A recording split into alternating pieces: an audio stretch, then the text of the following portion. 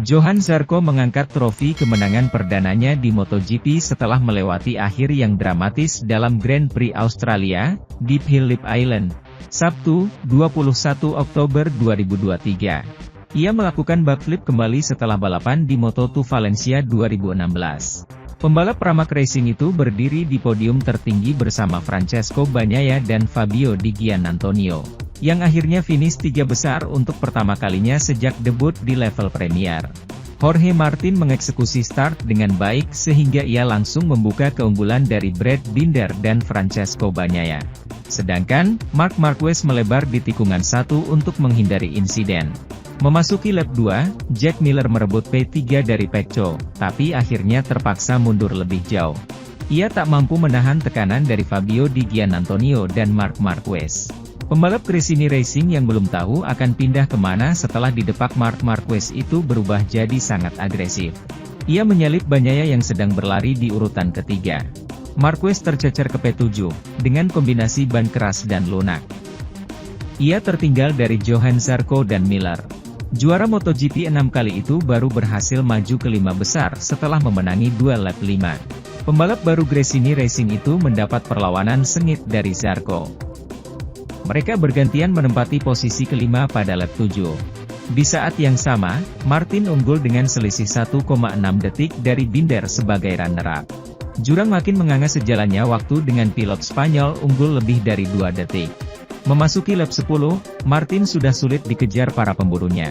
Fokus Binder beralih dari bertahan dari serangan Di Gia yang lapar kemenangan. Sementara itu, Marc Marquez menyelesaikan balapan MotoGP Australia di posisi ke-15, meski sempat nyaris naik podium grup di lap pertama.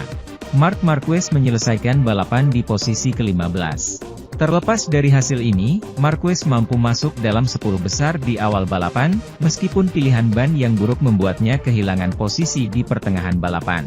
Seperti Jorge Martin, Marquez memulai balapan dengan ban lunak.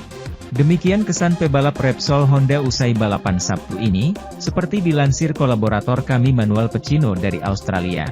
Demikian rangkuman Marc Marquez hari ini. Tahun lalu saya juga bertaruh dan taruhan itu memberi saya podium. Hari ini bukanlah harinya. Apalagi sejak awal, ketika saya melihat Martin dengan yang lembut dan dia mendorong dengan keras. Balapan menjadi sangat cepat dan, dengan dia berlari pada waktu tersebut, Anda tidak dapat mengatur ban. Dan terutama karena selama latihan saya tidak memiliki kecepatan untuk mengatur ban. Pemilihan ban hari ini sangat penting dan taruhan Marquez bukanlah pilihan yang tepat. Ketika saya melihat dia mengambil gambar pada suhu pertengahan bawah 29°, saya berkata, oke, apa yang harus saya lakukan? Apakah saya mendorong atau menunggu? Saya telah memutuskan, saya naik sepeda, saya sendirian, dan saya memutuskan untuk mendorong. Dari lap 10 hingga lap 20 atau lebih saya mampu menyelamatkan situasi. Namun pada 6 lap terakhir saya berkendara 2 detik lebih lambat karena karetnya robek sepenuhnya. Itu sangat sulit, tapi itu normal. Itu adalah keputusanku.